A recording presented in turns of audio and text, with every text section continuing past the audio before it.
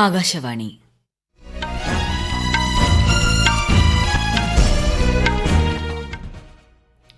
നമസ്കാരം. വാർത്തകൾ വായിക്കുന്നത് സീന ആന്റണി.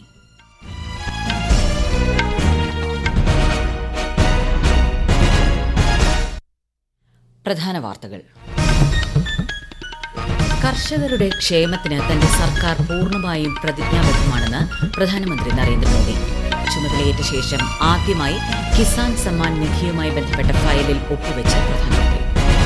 ജമ്മുകശ്മീരിൽ തീർത്ഥാടകരുടെ ബസ്സിന് നേരെയുണ്ടായ ഭീകരാക്രമണത്തിന് പിന്നിലുള്ളവരെ കണ്ടെത്താൻ തെരച്ചിൽ ഊർജിതം. കേന്ദ്രമന്ത്രി അമിത്ഷാ സ്ഥിതിഗതികൾ വിലയിരുത്തി. സിക്കിം മുഖ്യമന്ത്രിയായി പ്രേം സിംഗ് തമാങ് ഇന്ന് സത്യപ്രതിജ്ഞ ചെയ്യും.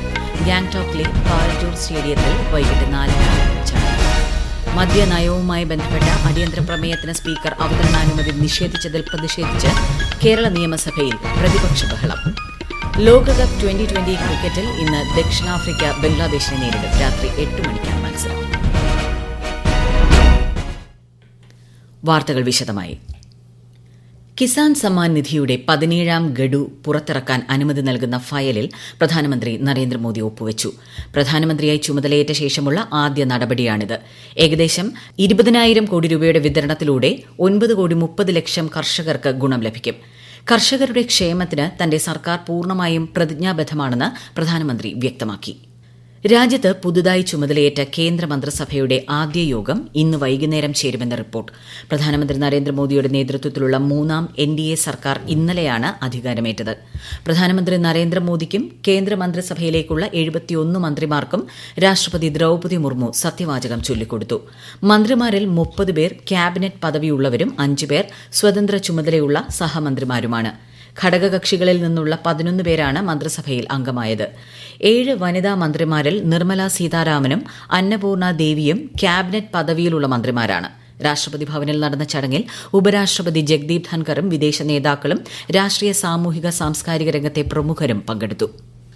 കേരളത്തിൽ നിന്ന് കേന്ദ്രമന്ത്രിസഭയിലെത്തിയ സുരേഷ് ഗോപിക്കും ജോർജ് കുര്യനും സഹമന്ത്രി പദവി. തൃശൂരിൽ നിന്ന് 74,000-ലധികം വോട്ടുകൾക്കാണ് ശ്രീ സുരേഷ് ഗോപി ലോക്സഭാ തെരഞ്ഞെടുപ്പിൽ വിജയിച്ചത്. ബിജെപിയുടെ സംസ്ഥാന ജനറൽ സെക്രട്ടറിയാണ് ശ്രീ ജോർജ് കുര്യൻ. സമാധാനം, വികസനം, അഭിവൃദ്ധി എന്നിവയിലൂന്നിയുള്ള പ്രവർത്തനം ഇന്ത്യ തുടരുമെന്ന് പ്രധാനമന്ത്രി നരേന്ദ്രമോദി. ജനങ്ങൾ തമ്മിലുള്ള ബന്ധം ശക്തിപ്പെടുത്തുമെന്നും അദ്ദേഹം പറഞ്ഞു. സത്യപ്രതിജ്ഞാ ചടങ്ങുകൾക്ക് ശേഷം ഇന്നലെ അയൽ രാജ്യങ്ങളിലെ നേതാക്കളുമായി സംവദിക്കുകയായിരുന്നു അദ്ദേഹം.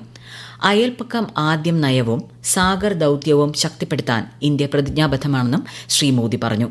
സത്യപ്രതിജ്ഞാ ചടങ്ങിനെത്തിയ വിദേശ നേതാക്കൾക്ക് രാഷ്ട്രപതി ദ്രൌപദി മുർമു അത്താഴ വിരുന്നൊരുക്കി.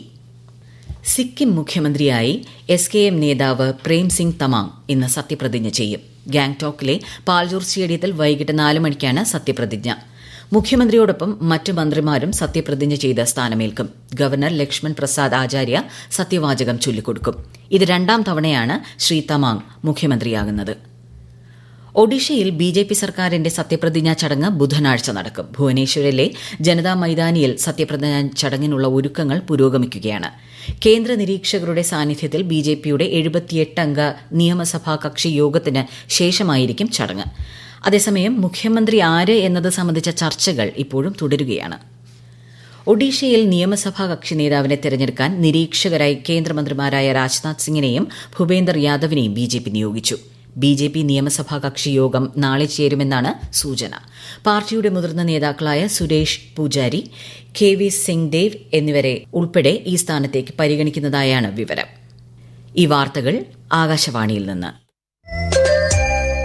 ആകാശവാണി വാർത്തകളും വാർത്താധിഷ്ഠിത പരിപാടികളും all India radio news Thiruvananthapuram എന്ന യൂട്യൂബ് ചാനലിൽ ലഭ്യമാണ്. കൂടുതൽ വാർത്തകൾക്കായി @All India Radio News Thiruvananthapuram എന്ന ഫേസ്ബുക്ക് പേജും @ARNews_TVM എന്ന X ഹാൻഡിലും സന്ദർശിക്കാം. ജമ്മുകശ്മീരിൽ തീർത്ഥാടകർ സഞ്ചരിച്ച ബസ്സിനു നേരെയുണ്ടായ ഭീകരാക്രമണത്തിന് പിന്നിലുള്ളവരെ കണ്ടെത്താൻ സുരക്ഷാസേന തെരച്ചിൽ ഊർജിതമാക്കി. രജൌരി ജില്ലയുടെ അതിർത്തി മേഖലയിൽ വൻതോതിലുള്ള പരിശോധനകളും തിരച്ചിലും നടക്കുന്നുണ്ട്. റെയ്സി ജില്ലയിൽ ഭീകരരുടെ വെടിവെപ്പിനെ തുടർന്ന് നിയന്ത്രണം നഷ്ടപ്പെട്ട ബസ് കൊക്കയിലേക്ക് മറിഞ്ഞ് 10 പേരാണ് മരിച്ചത്. 33 പേർക്ക് പരിക്കേറ്റു. ശിവഖോരിയിലെ ഗുഹാക്ഷേത്രം സന്ദർശിച്ച് മടങ്ങിയ തീർത്ഥാടകരുടെ ബസ്സിന് നേരെയാണ് ആക്രമണമുണ്ടായത്. ജമ്മുകശ്മീർ ലഫ്റ്റനന്റ് ഗവർണർ, DGP എന്നിവരുമായി സംസാരിച്ച കേന്ദ്രമന്ത്രി അമിത്ഷാ സ്ഥിതിഗതികൾ വിലയിരുത്തി. ജമ്മുകശ്മീരിലെ റെയ്സി ജില്ലയിൽ ഉണ്ടായ ഭീകരാക്രമണത്തിൽ രാഷ്ട്രപതി, ഉപരാഷ്ട്രപതി, കേന്ദ്രമന്ത്രിമാരടക്കം അതീവ ദുഃഖം രേഖപ്പെടുത്തി. ഇത്തരം ഹീനമായ പ്രവൃത്തികൾ മനുഷ്യത്വത്തിനെതിരാണെന്നും ഇതിനെ ശക്തമായി അപലപിക്കണമെന്നും രാഷ്ട്രപതി ദ്രൌപദി മുർമു പറഞ്ഞു. ഭീകരാക്രമണത്തിൽ കൊല്ലപ്പെട്ടവരുടെ കുടുംബങ്ങൾക്കൊപ്പം രാജ്യം നിലകൊള്ളുന്നതായും രാഷ്ട്രപതി അറിയിച്ചു. ഭീകരാക്രമണത്തെ ശക്തമായി അപലപിച്ച ഉപരാഷ്ട്രപതി ജഗ്ദീപ് ധൻകർ മരണമടഞ്ഞവരുടെ കുടുംബങ്ങളെ അനുശോചനം അറിയിച്ചു. 15ാം കേരള നിയമസഭയുടെ 11ാം സമ്മേളനത്തിന് ഇന്ന് തുടക്കമായി. നടപ്പ് സാമ്പത്തിക വർഷത്തേക്കുള്ള ബജറ്റിലെ ധനാഭ്യർത്ഥനകൾ വിശദമായി ചർച്ച ചെയ്ത് പാസാക്കുന്നതിനായാണ് പ്രധാനമായും സമ്മേളനം ചേരുന്നത്. സംസ്ഥാനത്തെ പൊതുവിതരണ സംവിധാനവും പൂക്കോട് വെറ്റിനറി സർവകലാശാലയിലെ വിദ്യാർത്ഥി സിദ്ധാർത്ഥന്റെ മരണവും ഇന്ന് സഭയിൽ ഉന്നയിക്കപ്പെട്ടു. വിശദാംശങ്ങൾ.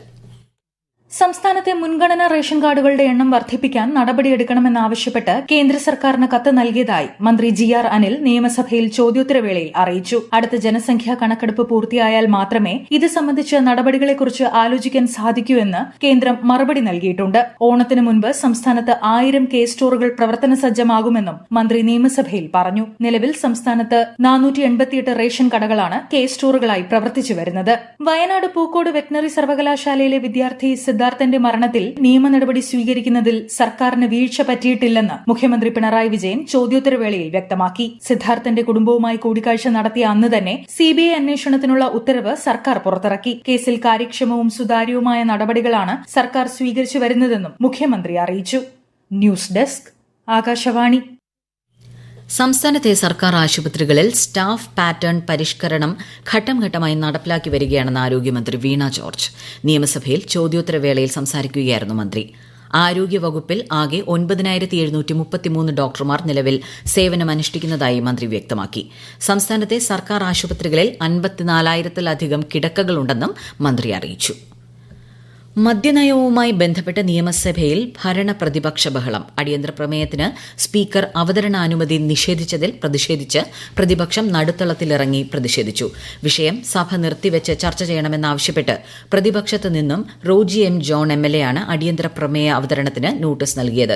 വിജിലൻസ് അന്വേഷണവും ജുഡീഷ്യൽ അന്വേഷണവും പ്രഖ്യാപിക്കണമെന്നും MLA പറഞ്ഞു. സംസ്ഥാനത്ത് പുതിയ മദ്യനയം ഇതുവരെ ആവിഷ്കരിച്ചിട്ടില്ലെന്ന് മന്ത്രി MB രാജേഷ് മറുപടി നൽകി. മദ്യനയം സംബന്ധിച്ച് ഈ മാസം 12, 13 തീയതികളിലാണ് ചർച്ച നടത്താൻ തീരുമാനിച്ചതെന്നും മന്ത്രി പറഞ്ഞു. പ്രാഥമിക ചർച്ച പോലും നടത്തിയിട്ടില്ലാത്ത വിഷയം സഭ നിർത്തിവെച്ച് ചർച്ച ചെയ്യേണ്ട സാഹചര്യമില്ലെന്ന് അദ്ദേഹം അറിയിച്ചു. മന്ത്രിയുടെ മറുപടിയെ തുടർന്ന് സ്പീക്കർ അടിയന്തര പ്രമേയത്തിന് അവതരണാനുമതി നിഷേധിച്ചു. പിന്നാലെ നടുത്തളത്തിലിറങ്ങി പ്രതിഷേധിച്ച പ്രതിപക്ഷം സഭ വിട്ടിറങ്ങുകയായിരുന്നു. പ്രതിപക്ഷ ബഹളത്തെ തുടർന്ന് സഭ ഇന്നത്തേക്ക് പിരിഞ്ഞു. ലോകകപ്പ് 2020 ക്രിക്കറ്റിൽ ഇന്ന് ദക്ഷിണാഫ്രിക്ക ബംഗ്ലാദേശ് പോരാട്ടം. ന്യൂയോർക്കിലെ ഇന്റർനാഷണൽ ക്രിക്കറ്റ് സ്റ്റേഡിയത്തിൽ രാത്രി 8 മണിക്കാണ് മത്സരം. ഇന്നലെ പാകിസ്ഥാനെതിരെ ഇന്ത്യ 6 റൺസിന്റെ ഉജ്ജ്വല വിജയം നേടി. ടോസ് നഷ്ടപ്പെട്ട് ആദ്യം ബാറ്റ് ചെയ്ത ഇന്ത്യയെ 1 ഓവർ ബാക്കി നിൽക്കെ 119 റൺസിന് പാകിസ്ഥാൻ പുറത്താക്കി. എന്നാൽ വിജയലക്ഷ്യം പിന്തുടർന്ന പാകിസ്ഥാനെ നിശ്ചിത ഓവറിൽ 113 റൺസിന് ഇന്ത്യ പിടിച്ചുകെട്ടി. രണ്ടാം വിജയത്തോടെ 4 പോയിന്റുമായി ഇന്ത്യ ഈ ഗ്രൂപ്പിൽ 1ാം സ്ഥാനത്താണ്. രാജ്യത്ത് വിവിധയിടങ്ങളിൽ കാലവർഷം ശക്തി പ്രാപിക്കുന്നതായി കേന്ദ്ര കാലാവസ്ഥാ വകുപ്പ്. അതിതീവ്ര മഴയുടെ പശ്ചാത്തലത്തിൽ ഗോവ, മഹാരാഷ്ട്ര, കർണാടക എന്നിവിടങ്ങളിൽ ഇന്ന് ചുവപ്പ് ജാഗ്രത പ്രഖ്യാപിച്ചിട്ടുണ്ട്. അടുത്ത 4 ദിവസം കർണാടക, കേരളം, ലക്ഷദ്വീപ്, ആന്ധ്രാപ്രദേശ് എന്നിവിടങ്ങളിൽ ഇടിമിന്നലോടുകൂടിയ മഴയ്ക്ക് സാധ്യതയെന്നും കാലാവസ്ഥാ വിഭാഗം അറിയിച്ചിട്ടുണ്ട്.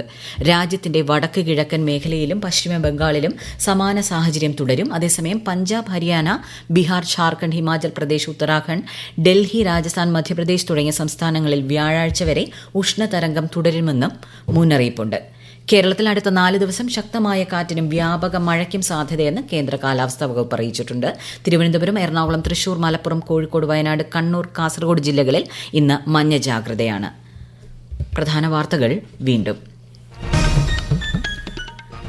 കർഷകരുടെ ക്ഷേമത്തിന് തന്റെ സർക്കാർ പൂർണ്ണമായും പ്രതിജ്ഞാബദ്ധമെന്ന് പ്രധാനമന്ത്രി നരേന്ദ്രമോദി. പ്രധാനമന്ത്രിയായി ചുമതലയേറ്റ ശേഷം ആദ്യമായി കിസാൻ സമ്മാൻ നിധിയുമായി ബന്ധപ്പെട്ട ഫയലിൽ അദ്ദേഹം ഒപ്പുവച്ചു.